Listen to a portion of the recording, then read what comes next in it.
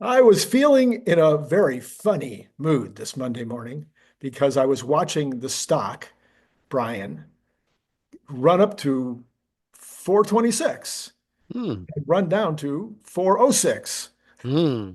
And just for fun, I know this will be on late tonight, but just for fun, I wonder where it is now. It's been all over the place all day. Oh, 409. So only down 58 cents after being up 16.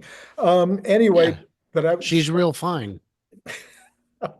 I'll take it. It's okay. Nobody thought it was going to be this high at this time. Did you? Oh, no. Over 400? No, No. me either. Well, okay, let's see if we can figure out some of the reasons why people may or may not be playing around with Tesla stock these days. And I want to start with something that Brian, you know this about me. I'm kind of an optimistic guy. Hmm. Hmm. So from time to time, I don't like to, from all time, I don't like to poke the negative stuff unless I have to. All right. But the Cybertruck thing has finally got me to the point where I have to talk about it. Great. Chuck Smith this morning put Chuck up Cook. Chuck Cook. Chuck Smith. Hmm. Who is Chuck Smith? It's Do a you know Chuck Smith? mystery. I don't know. He's probably Adrian Dittman. So Chuck Cook put up a video and he showed a bunch of Cybertrucks at his local showroom, like lines and lines and lines of them that are not apparently selling. I don't think they were there for repair. They were there to be sold and they're just sitting there. We Hmm. had a big miss on the shipments. We now have stories of batteries being swapped out randomly when people take their Cybertruck in for some other repair. Anyway, well, do you think there's some problem with the batteries maybe that's causing this slowdown in shipments and slowdown in activity? I haven't gotten an offer to configure in, I don't know, 6 months. All right. So those trucks, I would assume, are there for delivery, that someone has ordered them and that they're ready to ship. But there's a possibility that they're not. And if that's the case, it could very well be that I had someone say, I just talked to my delivery center and they said there is no IRA incentive on the Cybertruck. It could be that they're still getting that ironed out internally. And if Oh, that's the case, once it's ironed out internally, they will send a fresh round of invites. So I think many of those are probably already sold. You know, they don't like to store inventory on lots. And the reason I think they're not available, that they're not undesignated, is because they would show up in inventory. yeah. So if you want to buy a car, if you want to buy a Cybertruck, it would say there's 35 of them near you, hot single Cybertrucks in your area. Get them now. So I don't think that's it. The big miss on shipments, I could spin that if you like, but I would agree those numbers are significantly lower than I expected for Q4. The full year number, probably fine. I've seen a lot of people saying, yeah, but I think no one knows, but they think that the Lightning outsold the Cybertruck for the full year. I don't think that, but it doesn't matter because one of those two vehicles is profitable and the other is not. How much are you willing to lose? And if you're willing to just throw money down the drain, you could move infinite product until you run out of money. So I think that the fact that the Cybertruck is now eligible, at least the any Cybertruck you configure under 80,000 is eligible for the credit is fantastic news. It will increase demand substantially. Well, there's 2 million pre-orders and they've only sold a fraction of that. And now nobody wants one. No, they still want them. They just have to get the price to where it needs to be. Getting from 100,000 a year ago to 72,500 effectively is substantial. And the fact that we see in the IRS eligibility list a rear wheel drive version, a single motor version, means that is coming. So before we run out of demand, before we get to the point in the queue where they say, now is the time, or you're going to get a refund and lose your spot. Before we get to that, we have a couple more waves to go. The first one is full everybody 72,000 $7,500 discount. Right. That will induce another wave of demand, might last a month, might last 3 or 4. After that, we've got a rear wheel drive discount. That model could be 10,000 cheaper, 20,000, I don't know. And then after that, you've got just a price cut. And we could see a price cut as the vehicle becomes more and more margin positive. You have room to trim that. I think the real obstacle is getting enough 4680s, which leads to your other point. Is there a problem with the 4680s? I don't know. I haven't seen these rumors of battery swaps. I know some people have had motors changed out for that seem to still be working right. Tesla has very good vehicle metrics. They know what's going on under the hood in ways you and I probably don't, probably can't get access to. So maybe it can see that, well, this pack is at a 3% risk of failure over the next 40,000 miles. Maybe that is high enough that if the vehicle comes in, swap it out. But I can't speak to that. I haven't seen what's going on. I don't know anyone that's had that happen. And I do know a lot of people who have Cybertrucks. Yeah. You can ask my neighbors. They've seen quite a few different ones parked here at different times. So yeah, I would say that that's what's going on there. Which part did I forget to answer? I don't think any. I think, my first thought, because again, I'm always optimistic. My first thought when I heard that was, well, maybe they just want to pull in a few to do an analysis after, X number of miles. And, if the customer doesn't raise up too much of a stink over leaving the car, 4 or 5 days instead of a few hours, then great, we can get that done because they're, obviously they are giving them a vehicle to drive while they're doing it.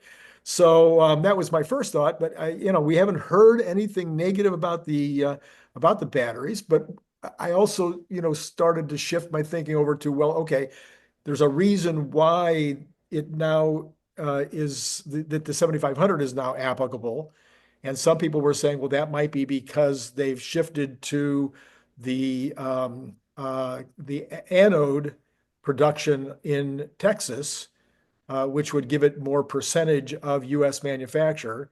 Anyway, I don't know. I just I can address that. I saw a number of people last year asking, well, we're down to 80,000. Why isn't there an IRS credit? And I said the most likely answer is Tesla didn't apply for it. They oh, thought they could ride out the whole year without it. I don't imagine the IRS lets you add and remove vehicles any old time. hmm, Uh, so I just think they were not able to because, well, the anodes are still coming from China, right? But the cells are made. This is one of the most American made battery packs on the market. It's going to qualify. Well, we don't make that much lithium, right? But there's 22 countries we can source it from, including Australia. That's most of the lithium in the world. We've got no problem there. The anode is not a substantial percentage of a vehicle. And if you look at most American made vehicles, the Cybertruck among Teslas is dead last. It's only something like 67%, 75%, where the others are much more American made. I'd be very curious where these other parts are coming from. So it's still that wasn't the reason. It was just that they didn't realize that they would need to apply. And it's entirely possible that uh, that the rear wheel drive doesn't come this year at all, that they've submitted a vehicle for eligibility that isn't going to exist. Just like how in 2023, they got the Cybertruck approved for that year, even though there was only 1 month of sales and they didn't have a single unit moved that qualified unless by some weird chance some of those early employee friends and family deliveries were at a price that allowed them to qualify. So, of course, we've all seen, not all, but most people that watch this show probably have seen the curve, which makes total sense in terms of the price versus demand on cars generally. And so it's pretty obvious that those who can afford 100, 120,000 represent a very small percentage of the population.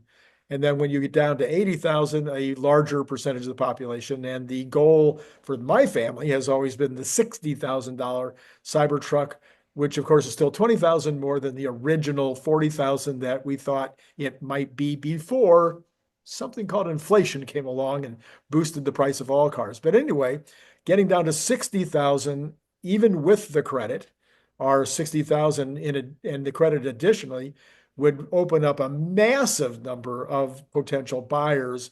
My guess would be if there were 2 million original reservations, probably over 1.5 million of those were waiting for that $60,000 vehicle. It's tricky. There's a lot of people I know who ordered more than one. I know people who ordered one of each configuration, so they would be at the front of the line regardless of which one came first. I know a number of people that ordered 5, 10, 50 of them because they thought it would be their robotaxi fleet when it comes out in 2022. I don't know if you're aware, but that didn't happen. So if there are people who would allow them out on a robotaxi network who would not consider letting them out on Turo. And I imagine there are a number of people who would like to get them for Turo, but realize that the day rate has fallen substantially from when it was first new. In the early days, they were getting $300-400 a day, maybe even $500 a day.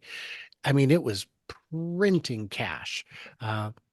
And all I could think is, boy, I hope those numbers hold long enough because they're making them quick. So I think the bottleneck is getting enough batteries that are good enough, quick enough, and getting them cheap enough. And I haven't seen anything on the financials of what Tesla's paying to make a 4680 pack for a Cybertruck. We know it has a lot of cells compared to other EVs. We know that the cells are made in-house, which could lead to higher costs. It could lead to lower costs, but early in production, it's reasonable to assume they're paying more than they would if they just bought them from Panasonic or someone else like that. So yeah, I think now here's my question for you, Randy, is as the volume continues to increase throughout this year and next, can you see them dropping the price by another 10, 12,000? Oh, absolutely. My anticipation was that they would run through all the higher priced vehicles by February, March of this year. Now, because the numbers were so much smaller in the fourth quarter than I expected, maybe that's April. But yes, I'm anticipating that they will be dropping the price substantially in 2025. I'm still hopeful because I am that optimist that that we're looking at 250,000 vehicles this year, and I don't think that's a crazy number, but they're going to have to ramp pretty fast. Well, so you're one of those glass half full kind of guys. Oh, I'm yeah. more of the analytical side. Glass is too big. The glass is too big. You got the wrong size glass. I think you could optimize the glass size that you selected. There you go. All right. Listen, one last thought. As long as we've been talking about the batteries, I know you did an entire show the other day with Jordan 𝐑𝐚𝐬𝐲, who is the battery guy for this world. What did you learn? Anything? Oh no, nope, nope. When I hang out with Jordan, I just glaze over and the words, I'm confident they're in English, but they don't make sense in the order he says them. Now we learned I got a bunch of great answers. We were talking about different processes and procedures to make lithium into something usable. Not all lithium is the same. So you've got to, but you can convert one kind of lithium to the other and vice versa. It just adds another step. It adds more cost. My question was, when the Corpus Christi facility was announced, and by the way, there are, of course, a bunch of questions. It's a two-part interview. The second one came out on Monday. So there were a bunch of questions, but one was when Corpus Christi was announced, lithium prices were sky high. Now they have fallen precipitously. Does it still make sense? And the answer appears to be, at least from the perspective of supply chain security, yes. If the IRA and battery manufacturing credits remain, which are two separate things, then yes, it still applies. And if they have a new process or procedure, which is proprietary and has a greater cost efficiency, which we believe they do, then even if those other things go away, it could still make sense. So that part of it is moving forward nicely. The other big question we got into was LFP batteries by Tesla in the US. We believe those are coming. We may see a rear-wheel drive Model 3 return to Fremont with cells made in Nevada. That would make them potentially eligible for a credit if one persists long enough for that to be a thing. Yeah, I mean, one of the things that Elon talked about a long time ago with regard to the batteries is the business of shipping atoms all over the world. And so if the lithium comes out of Australia, goes over to China to be refined, then goes from China to the United States to be turned, maybe someplace else to be turned into a battery, and then it comes. You're taking those items and you're shipping them and shipping them and shipping them, and every time you ship them, you're adding a lot of cost compared to the cost of the original the lithium, the sand, Mineral. the Hmm. mineral itself.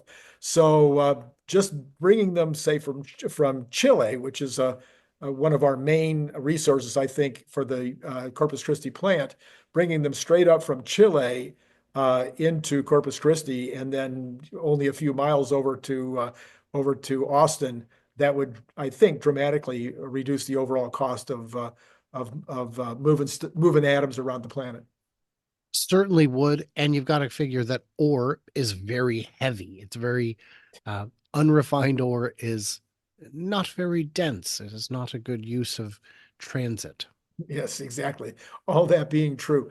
All right. So, Cybertruck, from anything that I've been able to tell in general, just the response to Cybertruck is basically phenomenal car, unbelievable in terms of the quality of the drive, the ability, the steering, the steer by wire, the stereo, the quietness of the ride. I mean, just everything. The only thing that anybody ever brings up is in terms of the negatives are the looks of it and the sharp edges.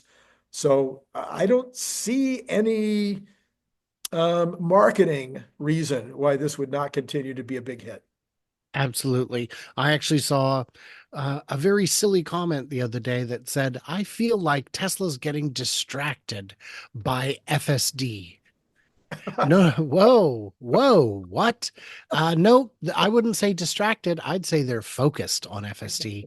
Um, well, this is a car company. Hey, my friend, if you think it's a car company, I hope you're not invested because you do not understand the company at the basic level, at just the most basic level. So it is a lot of things. It is also a car company. Um, but I would never invest in Hyundai because I don't require large ships that go across the ocean. Hyundai makes more than that. Did you know? Turns out they make quite a few different things. So yeah, there's going to be the cool factor of the Cybertruck is not wearing off anytime soon. The people who think it's the ugliest thing in the world are welcome to that opinion, uh, but they have a very strong opinion. You can't pretend you don't know what it is. I drove a Dodge Monaco, a 90s Dodge Monaco, and everyone who ever saw it said, huh, what on earth is that? Because it was the most generic, uh, amorphous vehicle. They're just looking at it's just, I don't know. It's not a Ford. It's not a Honda. I don't know what it is. This is the opposite of that. Yeah, it's definitely a standout vehicle, and it looks like the future. Hmm. Maybe these people just don't like looking into the future. Very true. There are people who, uh, I'll never do the email. Well, guess what? Next round of layoffs, you're coming first, Jenny. So, Yeah, I'll never do an iPhone. I like these flip phones. mhm. I can remember so many people that were like, "Oh no, I like my flip phone." I mean, seriously, do you remember that? I knew people who wouldn't give up their brick phones. They're brick phones. Oh yeah, Ooh. yeah. All right. Well, listen. Speaking of the future, that's the name of his channel and his X account and his. Is that also the name of your Patreon? Yeah, sure it is. Yes. So all of those things you can go find Brian. Just put in future and then AZA, which then all together is FutureAZA. Did I get it right? I think so, I've Randy. been Very working good on this job. for the whole time since you changed it. I'm trying to get it right. You're doing fine. Am I doing fine? Brian, thank you as always for being on and for being in the future. And to all of you out there, it has been great talking to you.